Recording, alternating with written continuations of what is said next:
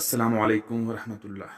आज इस वीडियो में जानेंगे कि एग्ज़िट री एंट्री वीज़ा कैसे एक्सटेंड किया जाता है डिपेंडेंट्स का।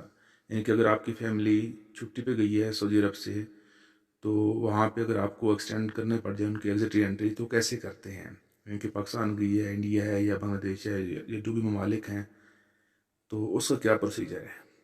तो नहायत आसान सा तरीक़ाकार है। आपने यहाँ अबशर कुल में लॉगिन करना है और वहाँ पे आपने अपनी आईडी और पासवर्ड देना है और लॉगिन हो जाना है। आपको ओटीपी के कोड आएगा, आपने ओटीपी कोड यहाँ पे एंटर करना है। तो जैसे ही आप वो ओटीपी कोड उसमें डालेंगे, तो नेक्स्ट जो पेज है वो ओपन हो जाएगा। तो यहाँ पे आप देखें मुख्तलिफ लिखा हुआ माई सर्विसेज, व्हीकल्स वगैरह, फैमिली मेम्बर्स। तो आपने फैमिली सर्विसेज में जाना है। फैमिली सर्विसेज में वहाँ पे क्लिक करेंगे तो वहाँ पे आपने करना है क्लिक कि extend exit re entry visa. तो जैसे आप वो एग्जिट एंट्री वीज़ा पे क्लिक करेंगे तो उसके आगे फिर टर्म्स एंड कंडीशंस आ जाएंगी नीचे कि उसके लिए क्या रिक्वायरमेंट्स हैं, क्या चीज़ें जो है चाहिए हैं। आप ये सारे रीड कर सकते हैं। तो जो जो भी रिक्वायरमेंट उन्होंने दी हुई है वो पूरी करनी है।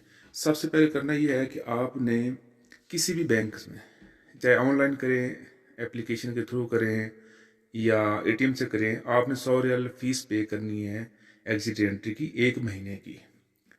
उसके बाद आप ये टर्म एंड कंडीशन पढ़ लें, फिर उसको नेक्स्ट करेंगे। जैसे ही नेक्स्ट करें तो जो फैमिली मेम्बर का आपने एक्सटेंड करना है एग्जिट एंट्री, उसकी यहाँ पे डिटेल आ जाएगी। इनका उनका नाम आएगा, उनका आईडी कार्ड जो नंबर है, इकामे का नंबर है वो आ जाएगा, उनका नाम जो रिलेशनशिप है वो आ जाएगा। तो ये चीज़ें आपने देखनी है। अब मोर डिटेल में जाएँ, क्लिक करेंगे तो आपके जो डिपेंडेंट है वो उसकी सारी डिटेल आ जाएगी यहाँ पे। यानी कि वो उसकी रिलेटेड पासपोर्ट नंबर वगैरह और इकामा नंबर और हर एक चीज़ जो है वो यहाँ पे आ जाएगी। आपने जो ना नीचे extend exit re entry visa पे क्लिक करना है।